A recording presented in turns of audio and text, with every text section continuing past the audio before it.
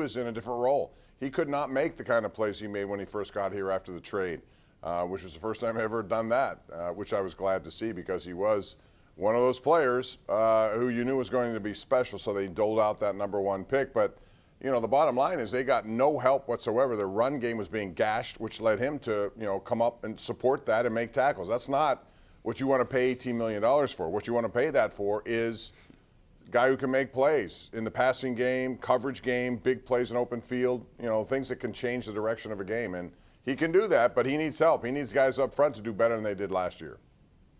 Yeah, I think without question the guys in the front seven, but something else that I think is relevant here. I mean, I think he had 9 interceptions and 3 defensive touchdowns, if memory serves, in his first 2 seasons with the Steelers, so that's 30 games worth. The guys up front have to be better, Bob, for sure. He can be, when those guys up front are better, he can be that field-flipping, game-changing player. We've seen it. They wouldn't have been 8-8. They would not have that Tomlin streak of no losing seasons without Fitzpatrick in 2019. The guy who didn't do his job, though, a lot was Terrell Edmunds, who's supposed to be up in the box, playing strong safety, making a lot of tackles, and last year he was getting beat on these plays.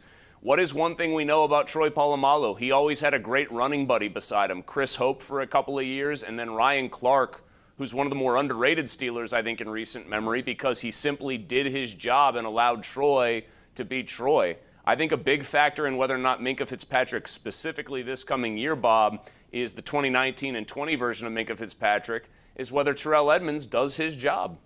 I would also add Devin Bush has got to do his job, and they got to get better play from the inside linebackers. We're going to take a break here, Chris. We got a lot of people want to talk. We'll also get into the NHL. It opened up with Game 1 tonight. We got the Pirates playing and the U.S. Open.